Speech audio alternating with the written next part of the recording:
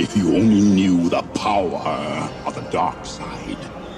Hello, welcome back to Fred in the Shed. Yeah, we're up in the Radio Shack and we've got another little Baofeng here, a amateur radio, 2m 70cm radio that we're going to be converting slightly dodgy to the dark side of PMR. Now, normally I would tell you the model number of this radio, but do you know what? This has given me the runaround. It really has. A little bit strange. When you crack open the box, there is an instruction manual. And that's very important. You know I like instruction manuals. And this says the BF-17H series of radios. Doesn't mention the radio's key feature, which is GPS. It has got a built-in GPS locator. Went on to the Baofeng website. So they sent the radio in. They're showing it up as I think an 18H GPS Pro. Very similar radio, very slightly different on the buttons. I cracked the radio open, went inside the radio, see if there was a serial number, and that come up something completely different, something else Pro. So I'm a little bit unsure the exact model with what we've got here, but they all seem to function the same, and I think the specs are the same. Anyway, let's crack into the box and see what we get. I'll make this very quick because I don't like box opening videos much myself. So firstly, we have the radio transceiver. Straight out of the box, it feels pretty heavy in the hand. It feels like it's got a decent sized battery on it. There it is, we'll look at that in a second. Next we have a base charger. Now I've criticised these base chargers before on other videos saying that it just has a mains plug, non-UK standard mains plug, and people have come back and said to me that's because when you use the base charger it charges at a higher voltage than if you plug a USB into the back of the radio. That's typically a 5-volt charge on a USB, but you get about 8.7 volts or thereabouts from the base charger, so that's why it goes straight into the mains and it hasn't got a USB plug. So I'm not going to criticise it on this video. Next we have an antenna, UHF, VHF antenna. It's one of these sort of long bendy types.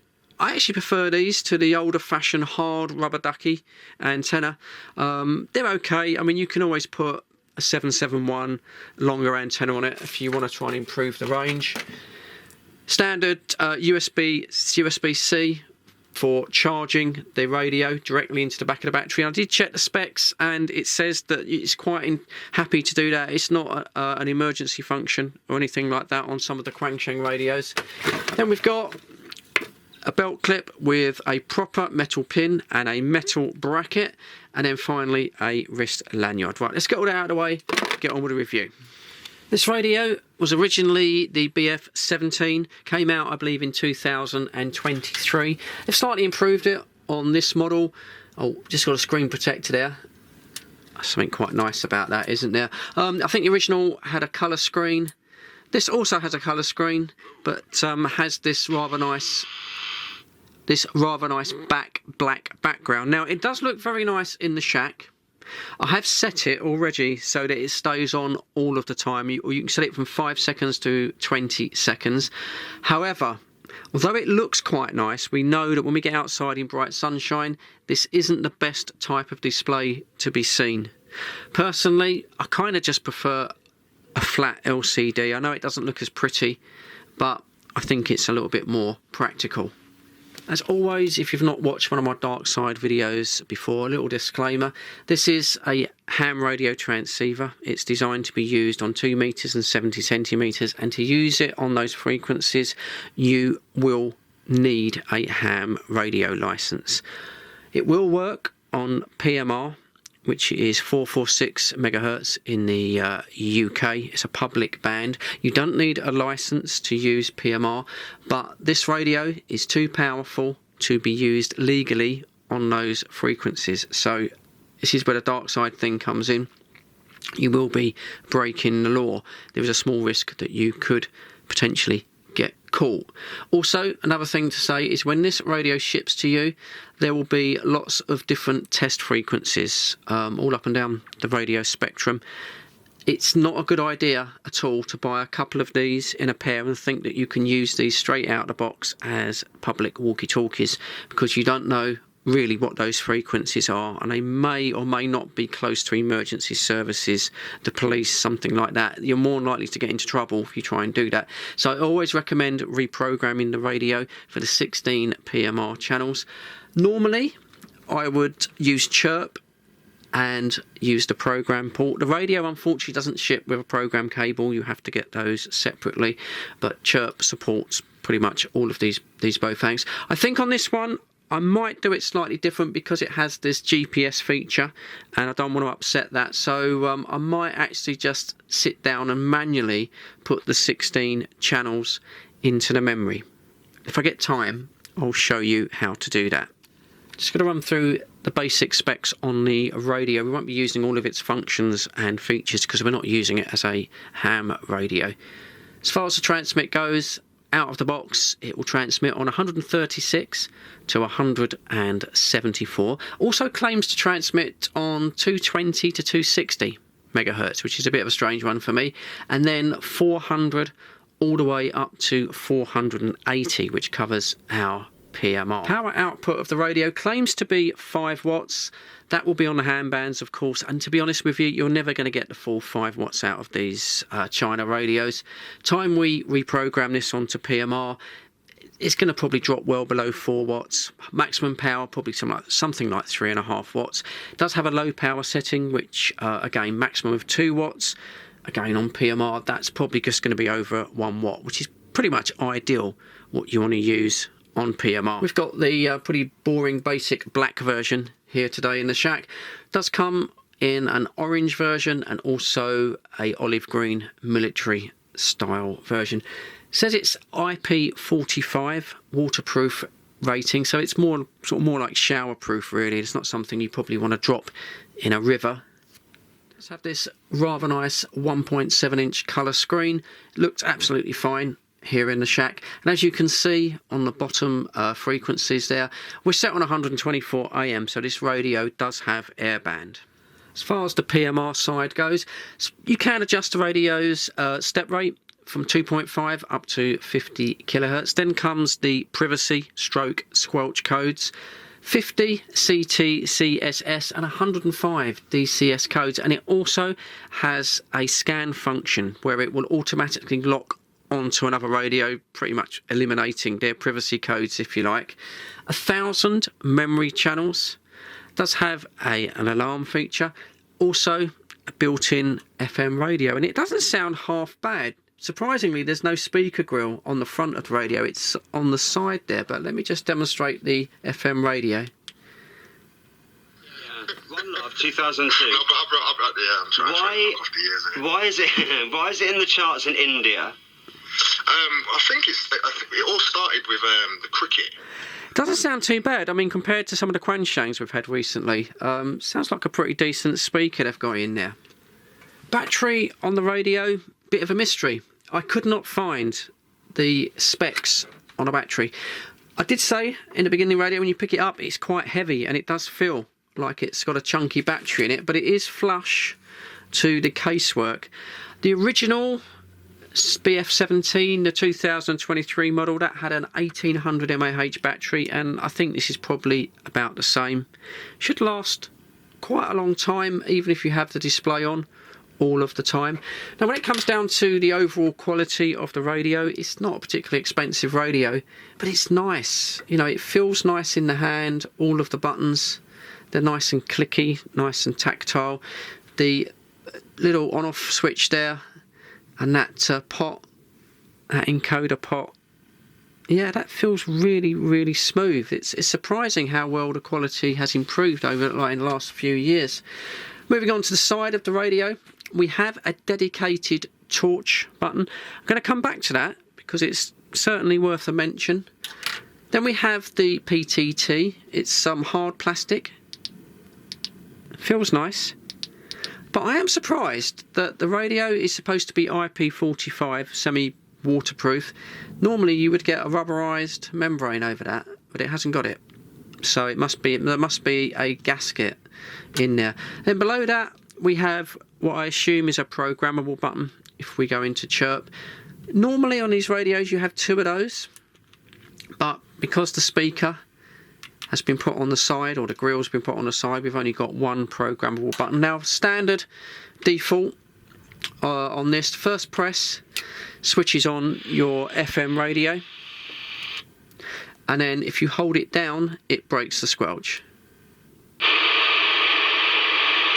And I think that's absolutely fine. I can't see that I would use it for anything else. Let's just go back to the torch or the flashlight, because this radio is unusual. When we switch it on, here we go, can you see that? You've got two LEDs. And you know what? It's really quite bright. Normally these are quite naff, to be honest, but this one, let me just switch the shack lights off. You see that? So this is really a very bright, usable flashlight. And it also has a flash feature, which no one ever uses. I don't think there's an alarm on the radio. But yeah, very, very nice to see that. And it sort of fits the outdoor image of this radio. The fact that this radio has got a built-in GPS that we'll have a look at towards the end of the video. So certainly, I think it's designed to be an outdoor radio if you're going on extreme camping or something and you need that GPS location. And that flashlight will come in quite handy. I think you'd certainly be able to find your way back to your tent using that. We'll have a quick look at the menu system. It's not too bad, it's not too complicated. First, we come into sort of a quick menu system here. Bank for your memory banks where you set all of your presets, quick scan, the main radio settings, and then we have the GPS in this zone here. So we switch the GPS on and off, time zone, and then we have different GPS modes. Standard GPS, BDS, and GPS and BDS. Back into the radio settings. You've seen most of this before. Step rate, like I mentioned earlier. Your squelch settings, I think it's 1 to 5 on this one. Power save feature cuts the power down when the battery starts to get low. Vox, so it's voice activated. Timer to cut down on the amount of time you can transmit. Changing the voice, changing your language. Podger, yeah, I think that's supposed to be the Roger beep. Key beep, on and off. Backlight, set from 5 to 20 seconds before it switches off or on all of the time, as I've got mine at the moment. Power on display. Dual watch, so again, if you're in a group, you can listen to 2 different channels at the same time. The radio will just monitor those, and when someone transmits, you'll be able to hear it. I've gone back into that, haven't I? Bear with me. There's not too many actually. I mean, it all seems to be fairly well listed as well. Alarm mode, yeah, okay. Alarm time. I might have an actually alert system on there. And there you go. So yeah, not too bad. And most of that, like I say, you're not really going to use. What I'm going to do now is, instead of using CHIRP, I'm going to see if I can input the PMR channels manually into the radio, so you won't need a program cable. What I've done is on my phone, that's probably blown out, you can't see it, but I've gone actually to the Motorola site, and on there I've got the standard 16 analog PMR channels. And we're going to put them in. So let me zoom into the radio and let's see how easy or difficult it is. Okay then, let's see how easy or perhaps how difficult this radio is to program manually. So first thing I want to do is press the green button and then go down into program channel, green button again. Now you can set a channel name, might do that a little bit later on. It jumps back pretty quick, doesn't it? Program channel, so receiving frequency. Okay, so we want to put on the PMR channel, so that's it jumps back quite quick. Doesn't give you much chance, does it? Receiving frequency, we're going to put in channel 1 on the PMR, so that's 4 4 6 0 0 6 2 5. So that's okay. Enter. Right. And we just need to check now that the privacy... Oh, it's gone back again. That's a bit frustrating, isn't it? So we just need to check that the privacy codes are switched off, otherwise it won't receive. So receiving, yeah, they're off. DCSS, yeah, okay, they're all off by default. That's good. And then somewhere, a lot of memory channels. So channel memory. Okay, so that's telling me it's gone to channel 1. We'll have to move down those as we go ahead. And there you go, back to the main screen. So yeah, we've now have got 446.06.05 in channel 1. 100. Wow. 100. And that's it. So we have to do that every time now to get the 16 channels which you find, as I say, on the internet. So it's not too bad. It's a little bit long-winded, wasn't it? And the fact it keeps jumping back very, very quickly means you've got to be quite quick. So anyway, I'm going to go ahead off camera now, and I'm going to put in the 16 channels manually. Okay, so yeah, I've just been doing this, and I've just realised something, that when you put in the frequency into the memory channels, you have to do it twice for the receive and also the transmit. Otherwise, it doesn't automatically pair them up, and then you have to set the channel number as well each time. And with that screen timeout being very, very sharp, and it keep going back to the frequency, it's quite tedious and it's quite time consuming. I understand if you haven't got a programming cable, then you will be able to do it with some patience. Personally, I found it a bit of a faff, and I'm going to try and program this in CHIRP. I've just reprogrammed the radio in CHIRP.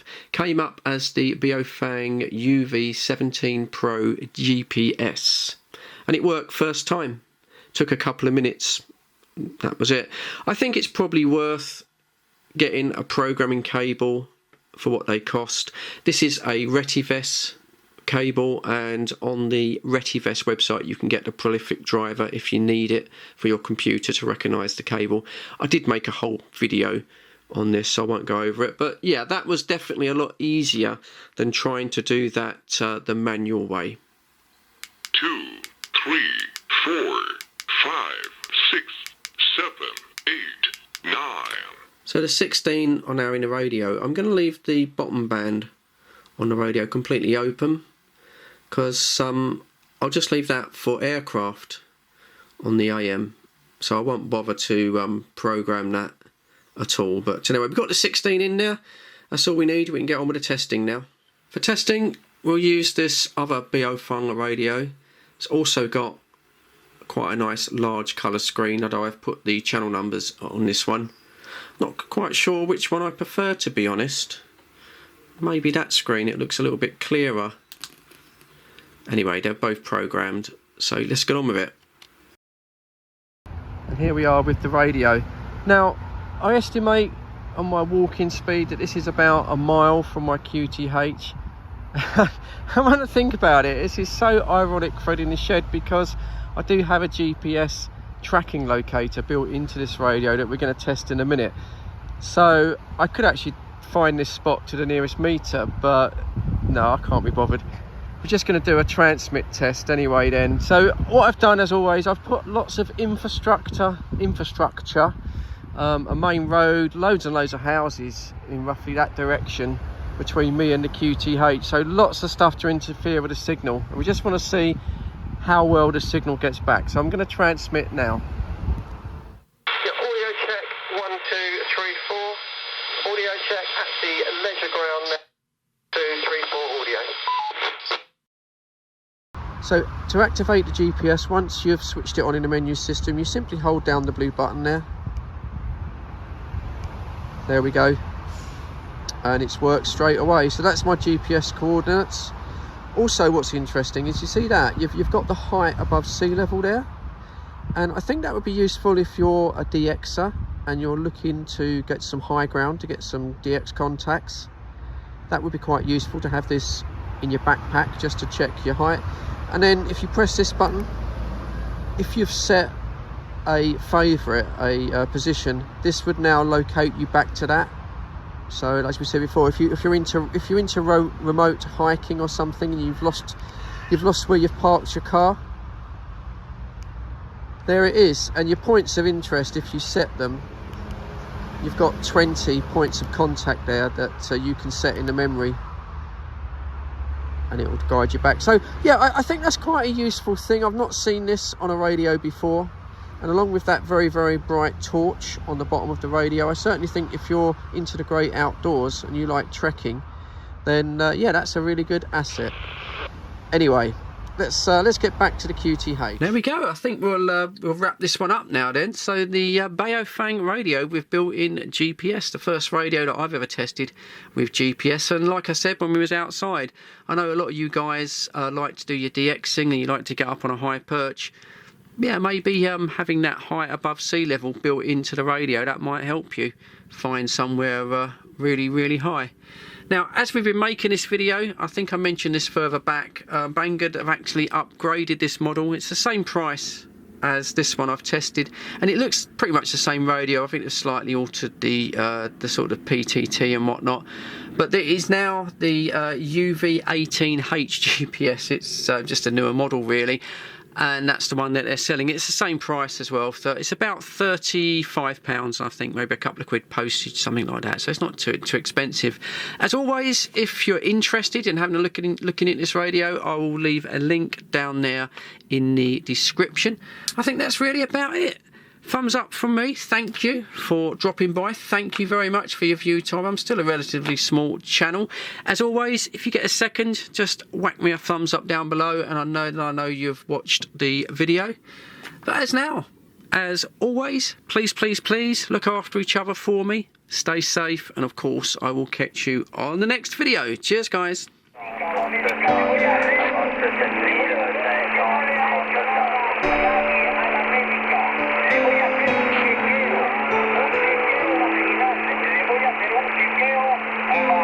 Oh.